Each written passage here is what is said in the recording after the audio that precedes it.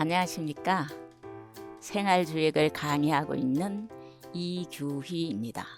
지난 시간에 흩어지는 것 또는 풀리는 것, 느슨해지는 의미를 가진 내수해계에 대해서 살펴보았습니다. 오늘은 그에 이어서 산택 손께를 설명해 드리겠습니다. 자, 그럼 시작하겠습니다. 자, 오늘은 위에는 강께가 있고 아래에는 택께가 있습니다. 강께의 자연은 산이 되고 택께의 자연은 못이 됩니다. 64개를 이름 지을 때는 자연 두 개에다가 두 자연이 만나서 나타나는 현상을 가지고 이름을 지었습니다. 자, 강께의 자연은 산이고 택께의 자연은 못이에요. 그래서 자연을 그대로 산택하고 택계에 물이 위로 올라가서 만물을 적셔주는 의미가 있어요. 그래서 위로 올라간 데에서 손께, 아래에서 들어서 위로 올라간 데에서 드러내다 하는 손께라고 이름을 지었습니다. 아래에 있는 물이 위로 올라가 가지고 만물을 적셔주니까 아래에 있는 것이 들어진다. 그래서 손께라고 이름을 지었던 것입니다. 그래서 손께의 대의를 보면은요, 덜감자 덜손자 들어가지고 위에다가 올려준다, 더해준다 하는 덜감자의 뜻을 가지고 있습니다. 든다는 것은 우리가 적은 것에서 덜면 이루어지지 않습니다. 어떤 것을 들어야 하나 하면은 남는 것을 들어야 합니다. 유효한 것, 남는 것, 내가 쓰고 남는 것을 남에게 보태줄 때 진정한 보탬이 된다는 겁니다. 내가 부족한데 더해주면은 음량이 합이 될 수가 없습니다. 그래서 여기서 보면은 남는 것은 양이 되고 부족한 것은 뭐예요? 항상 양은 유효함 또는 실, 가득 찰 실로 표현하고 음은 부족함, 음은 빌허자 또는 부족함으로 표현을 합니다. 그래서 양을 들어서 위로 간다 그런 얘기를 하고 있습니다. 자, 그러면 강께의 자연은 거듭 얘기했지만 산이 됩니다. 여러분 계속해서 반복해서 나오니까 거의 외워질 수가 있겠죠? 자, 강께의 자연은 산이 되고 산은 움직이지 않고 고요하게 걷혀 있습니다. 자, 그 다음에 산에서는 어떤 일을 고요하니까 독실하게 할 수 있다 하는 독실의 뜻이 있습니다. 산은 또 막 움직이지 않고 진중하게 또는 신중하게 가만히 있기 때문에 중야라 그런 뜻을 가지고 있습니다. 자, 아래에 있는 택계를 보면은요, 택계는 못이 됩니다. 못은 뭐가 있어요? 물이 찰랑찰랑하게 있잖아요. 그 물기운이 올라가 가지고 만물을 윤택하게 해줘 가지고 기쁨이 되는 겁니다.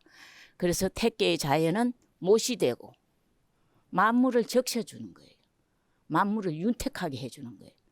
우리가 목이 많이 마를 때 물을 먹으면 몸이 윤택해지는 것처럼 만물을 윤택해주는 거죠. 그래서 만물이 어때요? 윤택하게 해주니까 기쁘다 그런 의미를 가지고 있습니다. 자, 모든 만물은 장점과 단점 함께 가지고 있습니다. 마치 동전의 양면처럼. 그래서 단점으로는 구설수에 오를 수 있다 그런 얘기예요. 좋게 말하면은 입구 혀설, 입으로서 맛있는 걸 먹어서 혀가 맛을 느끼면서 기뻐한다는 뜻도 있지만 말 실수를 했을 때는 구설수에 오를 수 있다 그런 뜻도 있습니다. 자, 이런 강께와 택께의 대의를 가지고 지금부터 계사, 단사, 상사에 대해서 자세히 살펴보겠습니다. 자, 산택 손께입니다. 소는 유부면 원길하고 무구하야 가정이라 이유유왕하니 갈지용이지요. 이에 가용향이니라. 이렇게 계사가 시작이 됩니다. 계사는 한계 전체의 대의 또는 요지에 해당됩니다. 자, 볼까요? 손께는 간상태하라는 말이 있죠. 그죠? 간깨가 위에 있고 태깨가 아래에 있다. 그런 얘기입니다. 손깨는 정성이 있으면 우리가 드러낼 때, 남에게 도와줄 때 아까워하면서 드러내면 정성이 없는 거잖아요. 온갖 정성을 다 해서 드러내가지고 도와줬을 때 진정한 도움이 됩니다. 그래서 손깨는 정성이 있으면 크게 길하고 허물이 없어 견고하게 지킬 수가 있다. 자기 자리를 견고하게 지킬 수가 있다는 거예요. 가는 발을 둠이 이로우니, 가는 발을 둠이 이로우니, 어떤 일을 하고자 하는 것을 함이 이로우니, 그런 뜻입니다. 어디에 쓰겠는가? 손은 다 드러낸 거예요. 드러내면은요, 많은 것에서 드러내면 조금밖에 없잖아요. 그 조금 있는 것을 어디에 쓰겠는가? 두 그릇만 가지고도 제사를 지낼 수 있다. 제사는 가장 중요한 게 정성이 근본이 됩니다. 물질이 많고 적음에 있는 것이 아니라 제사를 지낼 때는 얼마만큼 정성을 들이느냐에 따라서 복을 받고 받지 못하는 경우가 있습니다. 자, 자세히 보겠습니다. 자, 유부라는 것은 뭐예요? 정성을 가지고 드러낸다, 이런 의미로서 지극한 정성으로서 이치를 따르는 것을 말할 때 유부라는 의미를 가지고 있습니다. 자, 두 번째는 뭐가 있습니까? 이유유왕. 이것이 나왔을 때, 미래 예측을 했을 때, 산택 손깨가 나왔을 때는 가는 발을 둠이 이롭다. 하고자 하는 일을 함이 이롭다. 그런 얘기예요. 왜 그러나 하면은 강유가 중을 얻었다. 자, 이효와 오효가 중을 얻었다는 거예요. 이효도 중도가 있고 오효도 중도가 있어요. 중도가 있나 없나는 자리를 가지고 말한 겁니다. 강유가 중을 얻어가지고 문질이 마땅하기 때문이다. 꾸민과 바탕이 마땅하기 때문이다. 여기서는 이효와 오효를 가지고 설명을 한 겁니다. 세 번째, 이게 가용향이니라. 다 드러내고 그 조금 가지고 어디에 쓰겠는가? 그랬더니 정성은 물질이 적고 충분한 정성, 지극한 정성이 있어만 되기 때문에 두 개의 그릇으로도 제향을 할 수 있다는 뜻으로는 뭐예요? 중요한 것이, 아주 우리가 제사를 지낼 때는 중요한 것이 어디에 있다? 정성에 있고 물질에 있지 않음을 말하고 있습니다. 그래서 우리가 어떤 일을 할 때는 지극정성으로 드리는 정성이 중요하고 이치를 따름이 중요하고 물질을 중요시 않음에 있다는 것을 얘기하고 있습니다. 자, 그러면은 단사를 한번 볼까요? 다시 한번 읽어볼까요? 자, 손은 유부면 원길하고 무구하여 가정이라 이유유왕하니 갈지 용일이요 어디에 쓰겠는가? 이게 가용향이니라. 손깨는 정성이 있으면, 지극한 정성이 있으면 크게 길하고 허물이 없어 견고하게 지킬 수가 있다. 허물이 없어서 견고하게 지킬 수가 있다. 뭐 때문에요? 중도가 있기 때문에 지킬 수 있다는 거예요. 가는 발을 둠이 이로우니, 중도로서 일을 하는데 치우침이 없기 때문에 가는 발을 둠이 이로우니 어디에 쓰겠는가? 드러내고 물질은 별로 없어요. 그럴 때는 정성을 중요하게 여기는 제사에서만 좋다는 거예요. 어디에 쓰겠는가? 두 그릇만 가지고도 제사를 지낼 수 있는 것이다. 사람이 살아가는데 드러내는 것은 중요한 것이 물질이 아니고 마음속에 있는 욕심을 드러내면은 지극한 정성이 있기 때문에 지극한 정성으로 할 수 있는 것은 제사의 섬이 이롭다, 그런 얘기입니다. 자, 그럼 다음 장을 보겠습니다. 자, 단할 손은 손하 익상하여 기도 상행이라.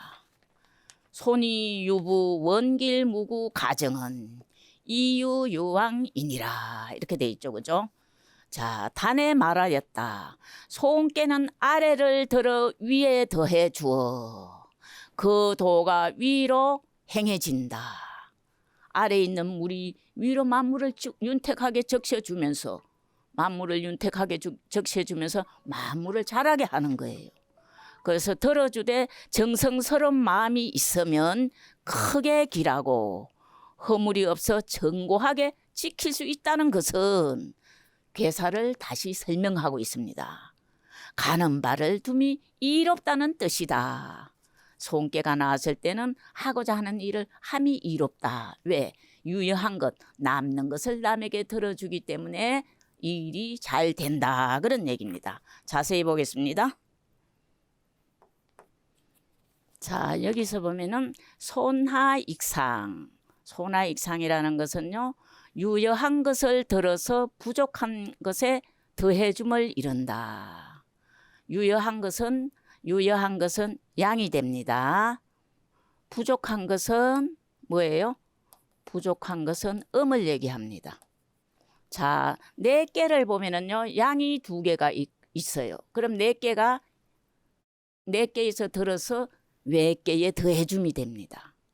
자, 2번째 기도 상행이라 그 도가 위로 행해진다. 이렇게 표현을 했습니다. 그것은 아래에서 들어서 위에 더해주니 그 이로움이 위로 돌아감을 말하고 있습니다. 이로움이 어디로 돌아가요? 위로 돌아간다는 얘기예요. 3번째 손이유부 원길무구 그런 의미가 그런 뜻이 있죠. 그런 말이 자 그것은 뭐예요? 정성으로서 드러내야 원길하고 허물이 없음을 말한다. 우리가 어떤 물건을 아끼면서 들기 싫은데 억지로 드러내면서 도와주는 것은 의미가 없다. 그런 얘기예요. 공자는요. 항상 주공을 그리워하고 사모했어요. 그런데 그 주공을 말씀하실 때 온갖 주공과 같은 온갖 좋은 장점, 훌륭한 점을 다 가지고 있어도 교만하거나 인색하면 보잘것없다. 그런 말씀을 하셨어요. 그래서 우리가 드러낼 때는 기쁜 마음으로 드러내야 돼요. 이게 뭐예요? 요 의미가 기쁠 열자잖아요.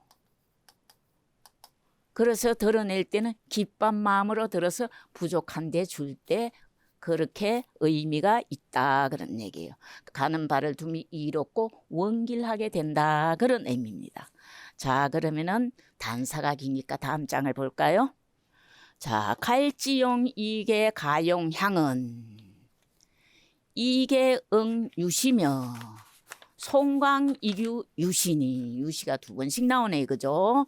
손익 영허를 여시해행이니라. 제일 중요한 건 손계에서 가장 중요한 건 때라는 거예요. 때. 물론 다른 계에서도 시중이라서 때가 가장 중요하지만 특히 손계에서는 때가 더욱 중요해서 유시라는 말이 2번 나오고 있습니다. 자, 어디에 쓰겠는가? 뭐를요? 드러내서 남는 거를 드러내니까 많지가 않아. 많지 않은 걸 어디에 쓰겠는가? 2그릇만 가지고도 제사를 지낼 수 있다는 것은 어디서 했어요?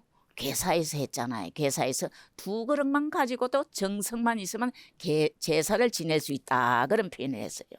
2그릇만 가지고도 제사를 지낼 수 있다는 것은 2그릇으로 제사를 지내는 것도 마땅히 때가 있다는 뜻이며 예를 들어서 봄제사는요. 춘궁기가 되잖아요. 먹을 것이 별로 없어요. 그럴 때는 약제사라 해서 정말로 간략하게 제사를 지낼 때도 있습니다. 그거는 뭐가 중요하다? 때가 중요하다. 때가 그렇기 때문에 때에 따라야 함을 그렇게 설명하고 있습니다. 2그릇으로 제사를 지내는 것도 마땅히 때가 있다는 뜻이며 드러내야 되는 때니까 그죠? 강을 들어 유에 더하는 것도 자 강을 들어서 유에 더하는 것도 강을 들어서 유에 더하는 것도 마땅한 때가 있으니 요 강을 들어서 위로 더하는 거거든요.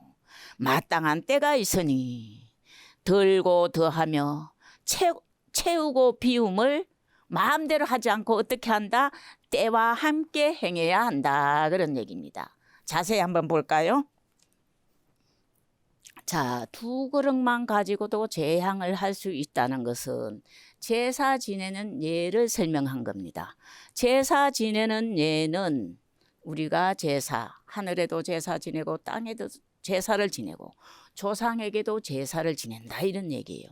제사를 지내는 예는 정성이 근본이 됨을 말하고 있는 겁니다. 그릇 두 개, 그러가 복 받겠어 이런 게 아니고 정성이 중요함을 설명하고 있습니다. 자, 여기는 송강이규라는 말이 있어요.